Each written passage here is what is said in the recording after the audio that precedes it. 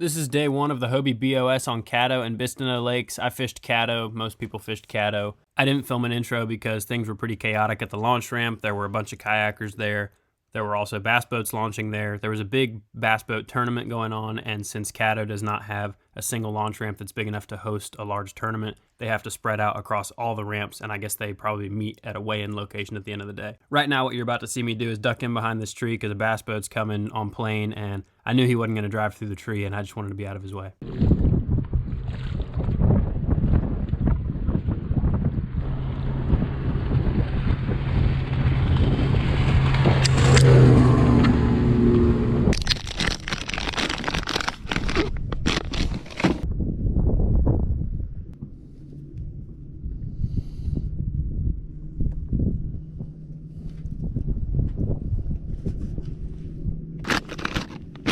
These fish were spawning on cypress trees, so a black and blue stick bait was a really good bait to use for them. I was using a General, and I had two Texas rigs rigged up, one with an 1/8 ounce weight and a hook that was a little better for kind of awkward hook sets and most of the weird angles that I was fishing in the cypress trees just because it was such a maze. The other one was a little bit heavier weight with a straight shank hook, which was for when I needed to drop the bait down through some dollar pads. There were a lot of dollar pads in this area.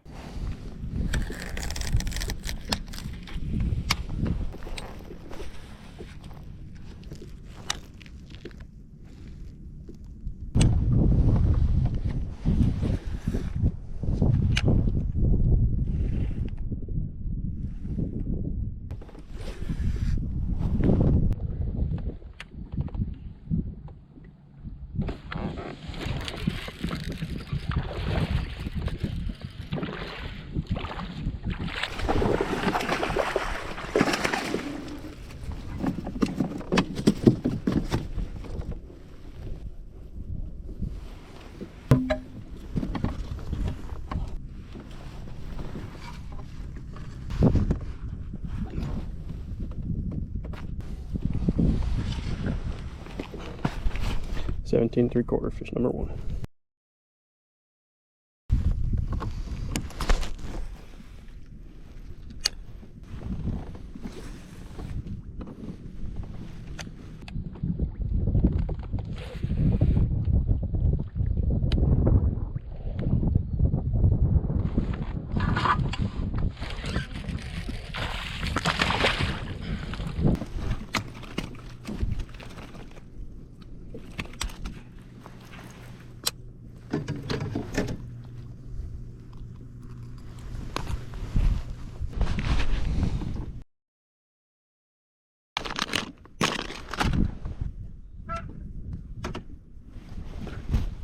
So I got off to a really fast start. I started in an area where I think I flipped 4 trees and shook fish off on 3 of them, so I knew that where I was really good. I knew there were going to be a lot of boats around because this is a popular area, a good area, but the average size of the fish was really good, so I knew even with the fishing pressure, it would make a lot of sense for me to try to fish here just because I didn't need to get all that many bites to have probably a pretty good limit.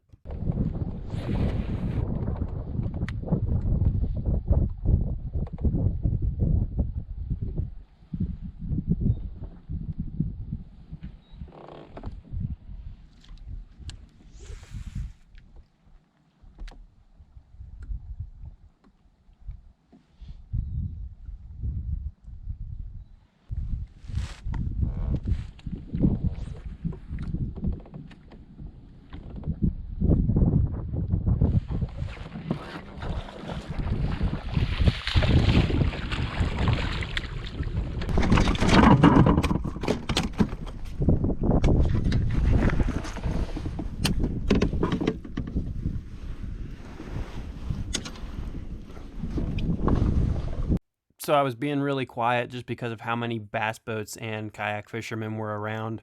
Also, I was excited, but I was not surprised by what I was experiencing. This is what I expected after practice. So things were kind of just going according to plan. And as I was measuring this fish, the camera guy from Hobie, Steve Fields, showed up. So you'll hear me talking to him. Hey, Steve.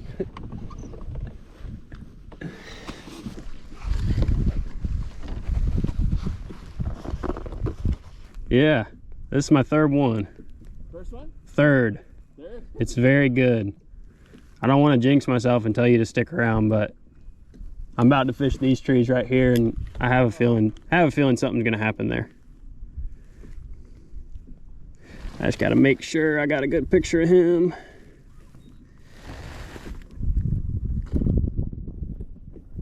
Yep. Yeah, there's one tournament out here today that has 100 boats in it, and there's 2 others. All right. And the guys in the 100 boat tournament can launch anywhere. I assume it's probably the same way with the others. But yeah, there's 3 tournaments in addition to ours today.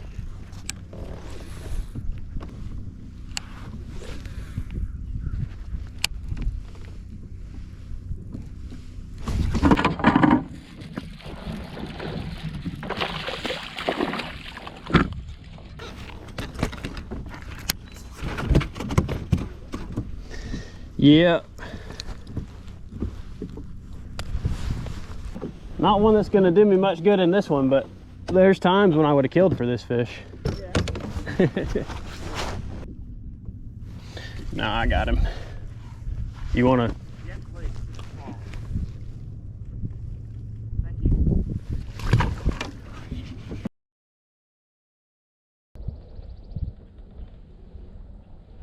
So those first few fish I caught were in a really small area that I don't know why it was so good, but you can see it's obviously a big maze of trees out here. And in practice, there were just a few places that I found that were a little better than the others.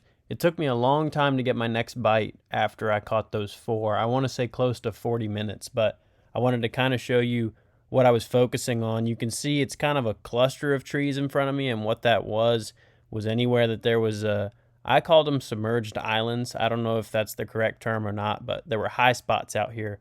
I would say the average water depth was 4 to 5 feet, and anywhere you had a cluster of trees like this, a lot of the time it was 3.5 all the way up to maybe 2 feet deep, and the fish seemed to really like spawning in that slightly shallower water. So that's what I was focusing on, because if you flipped at every tree, you would waste your whole day fishing dead water. So you had to kind of find a way to fish something that was a little different so that you didn't waste too much time fishing water where the fish were just either not there or too spread out.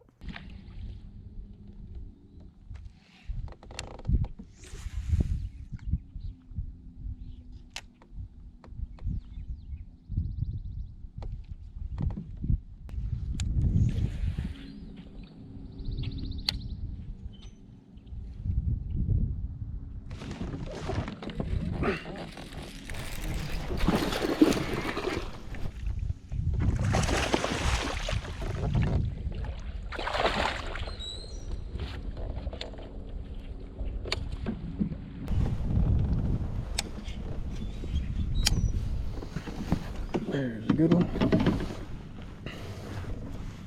Yeah.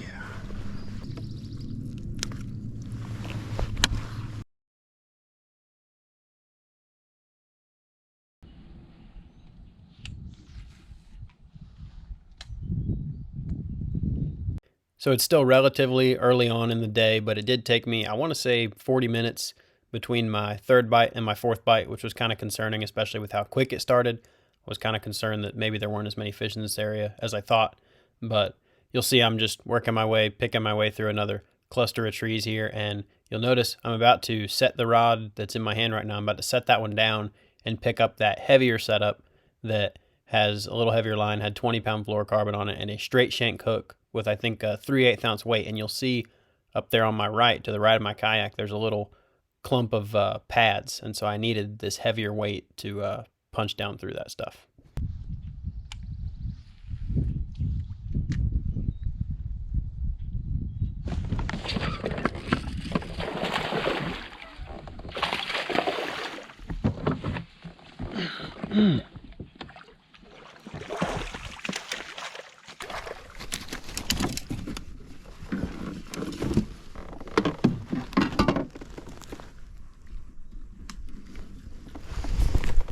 That boy's strong. That go.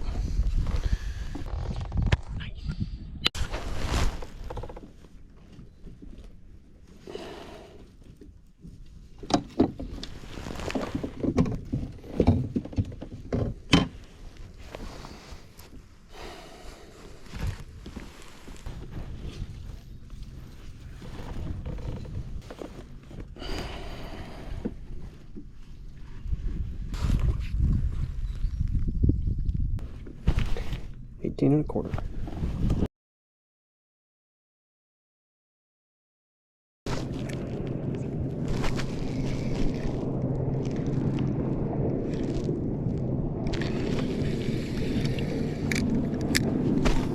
So you'll see now I'm throwing a floating worm, pink floating worm.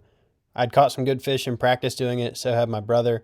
I hadn't tried it in this area, and this water was kind of deep for it. I want to say 3.5 feet. And in practice, we found that anything around 2 feet was good for the worm, but I had fished through this area pretty thoroughly.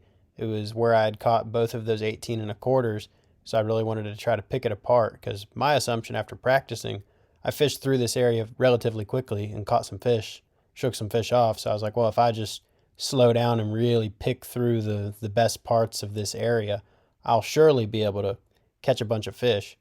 That last fish I caught, the timestamp that I have on that picture is 9:37. Things got really, really bad after 9:37, but I'm just going to kind of walk through the process of, me eventually having to decide to leave this area and how I determined that.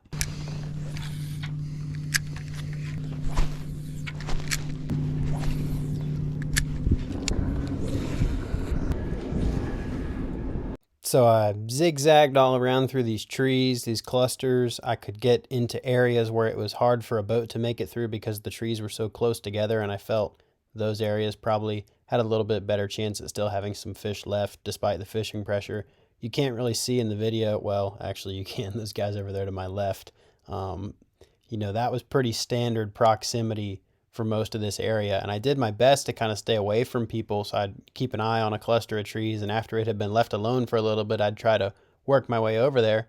But by the time I was doing that, so was another boat or another kayaker or both. It was very, very crowded and things were just not good, but I had overestimated how many fish were here and anticipated they'd be able to hold up to the fishing pressure, and so I didn't really have a strong enough backup plan in the immediate area. But I also was not ready to just pull the plug completely because my other backup area was really far away, and I knew I only needed 1 or 2 more bites, but things were just not looking good.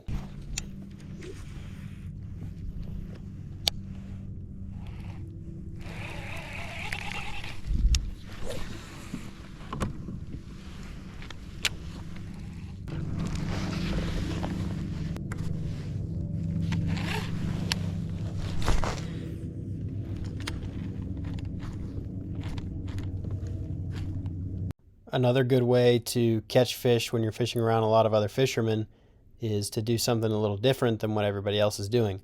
I hadn't got many bites on the frog in practice, but a frog is always a good way to catch big ones.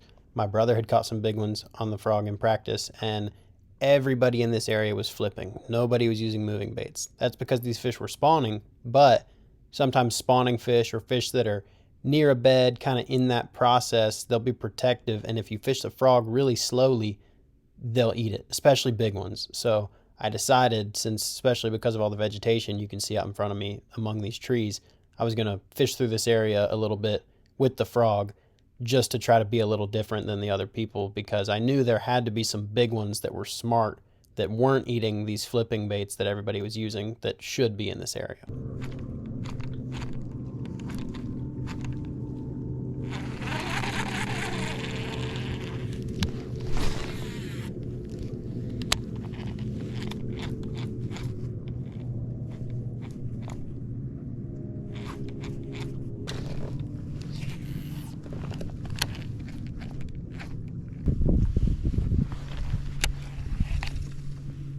I've now fished around for a considerable amount of time and decided to go back to the area that I caught those fish early on in the morning, even though it was just a couple trees, thinking maybe they weren't all spawning. Maybe there's some other fish that will move on to those same trees. Maybe those trees are just very special, because that does happen sometimes. So that's what you see me do now. I decided to go back to that original area and just fish through it again.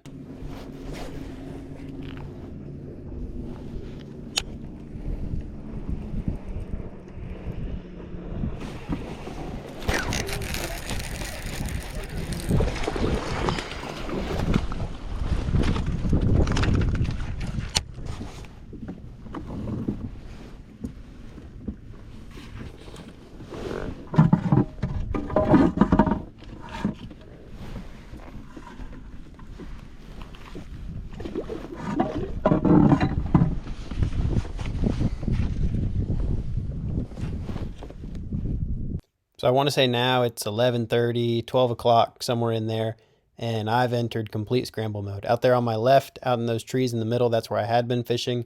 You can see there's a boat right there. I can't put into perspective how many boats there were and how many kayaks there were. There was just so much fishing pressure. I knew I had to change. I just did not know what to do.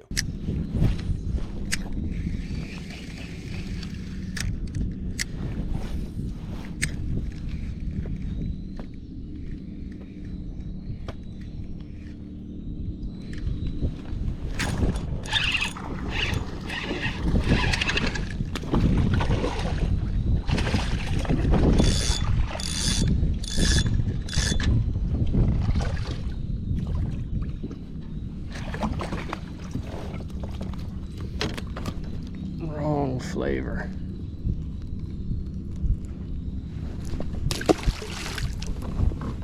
So things are still not going well for me. It's now 11:30, 12 o'clock, and we only could fish until 2:30. So I did not have much time left. I needed to get another big one at least. And I just entered scramble mode. I started moving around. I had not practiced any of these areas, and I thought I would just be able to kind of fish around and find something good, but it was really hard to find something. There was a lot of dead water, or maybe not necessarily dead water, but just water that it would take so long to pick apart and actually find the fish that it just was not a good use of my time.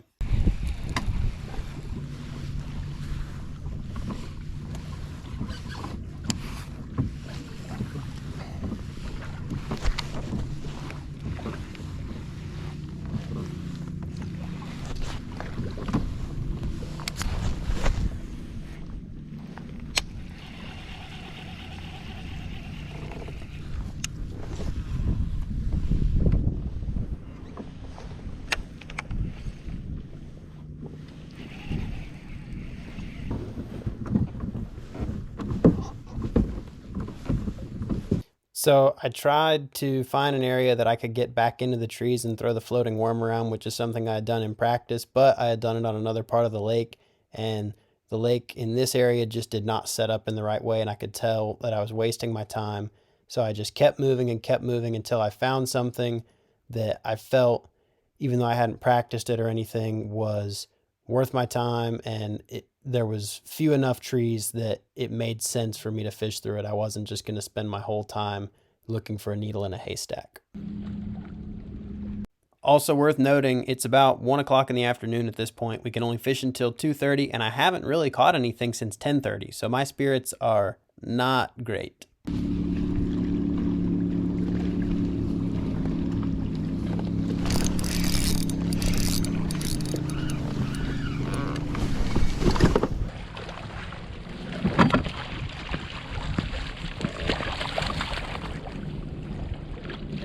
Not even big.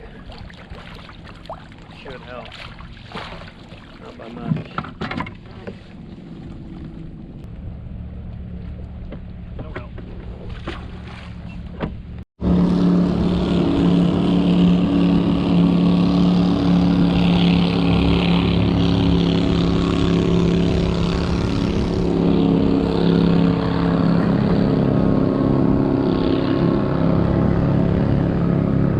So I know that despite the fishing being slow, I am so close to having a really good day. I just needed one more good bite. My smallest fish was 15 3/4, but the rest of them were pretty nice. And if I had, a fish over 20 inches bite at this point in the day, that would rocket me up the leaderboard. But at this point, with still having that one small one in my bag, I was in a really bad situation if I ended up finishing my day like that. So I found this little man-made canal. I had just caught that last fish in the mouth of it and was hoping maybe that this was a place that fish would be funneling into off the main lake. So I picked up the frog and decided I was going to just lock it in my hand and fish through this thing because it seemed like a good place to maybe get a big one.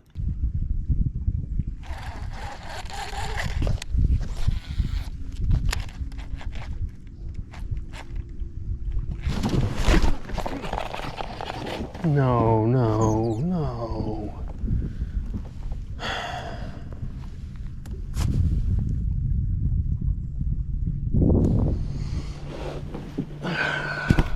That was her. I don't know how big that fish was, but I kind of saw it roll when I set the hook on the frog Frogs, sometimes you're going to lose fish, and I hate using them out of the kayak because it's really hard to set the hook, especially sitting down with a frog. It just doesn't go well. Also, the kayak kind of moves toward the fish, so you just can't get the hook set that you really need. But that fish was no less than 18 inches, probably wasn't much bigger than 20, but that would have put me over 90 inches, and that 90-inch mark was what you really needed to hit at this tournament. There were just too many big fish biting, too many big fish in this lake, and I was really upset by that because I think at that point when I had that bite, it was maybe 140, 145. So I'm really running out of time, and I really need to catch a good one.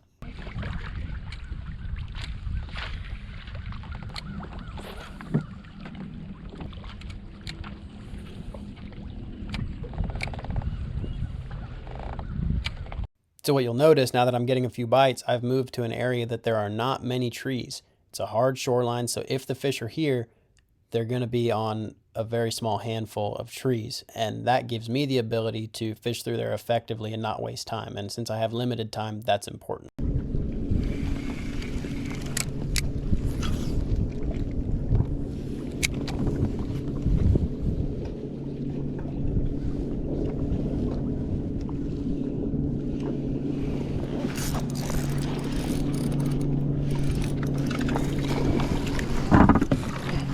Come here, fish, please. Please, please, please, please, please. Come on. Yeah. Yeah, baby. Oh, man. I was about ready to quit tournament fishing for the rest of my life. I need to work on that. Oh, thank goodness. Needed that one bad. Needed that one that I lost on the frog also, but this will work. I don't know how big he is, but he's nice. Plenty nice enough. A lot bigger than 15 3/4. Okay, we now can make things back up tomorrow. How big are you? Oh, hell yeah. Hell yeah, let's go.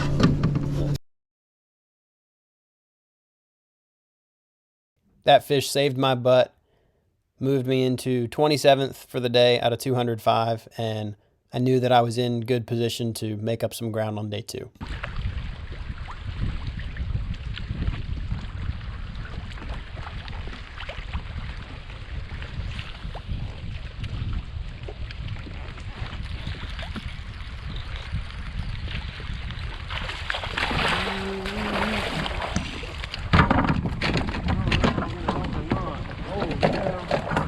I just felt like that's what I needed to do in that situation. Let's see. You gotta beat. You're gonna do it. You gotta beat 17 1/4. Ain't no way. So once I was down to maybe 20 minutes left, I just picked up a bladed jig and started fishing down this bank. I don't think I messed up by not doing it sooner, but it is a really good precursor for day 2 when I moved to a different part of the lake where these fish were absolutely chewing a bladed jig. So that'll be next week's upload. Keep an eye out for that one. Really fun day.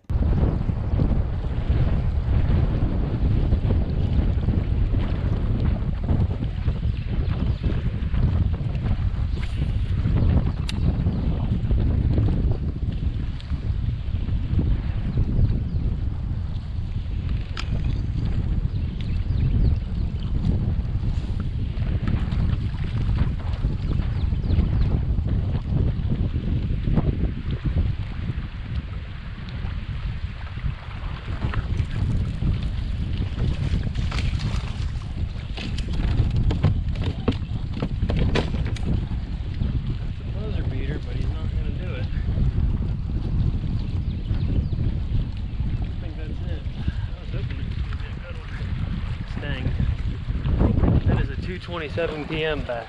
I think we're done fishing. 2:28, I don't know. I'll throw another cast. So that does it for day 1 on Caddo. Not the day I was looking for. I think I'm somewhere in the high 80s. Really needed one more big one, and I lost that big one on a frog. Happens, that's frog fishing. It's the reality of it. It's a good way to get a good bite. It's also a good way to lose a fish. I don't know, I'll have to see in the footage if I did a bad job setting the hook or something. But thankfully I got that last minute fish on the wacky rig. Caught a couple on a bladed jig just now. Tomorrow I'm going to a different region of the lake, and I'm probably going to throw a bladed jig almost the entire time. So I'm hoping it'll be a lot of fun. Today was not that fun. There were so many people fishing in the area that I was fishing in. I knew that was going to happen, but I just was hoping that it would hold up to the pressure a little better. It definitely did not. I think I had almost all my fish by 9 o'clock, and then there was times when there was at least one time when I went 2 hours without a bite, so that's not good. But yeah, tomorrow, I don't think I'm going to be around the same class of fish, but I should be around a lot less fishermen, and if I just keep my head down and fish, if I stumble across a couple of the right bites, could be good. So survived today. It was very much less than ideal, and gonna regroup and hopefully have a fun day tomorrow.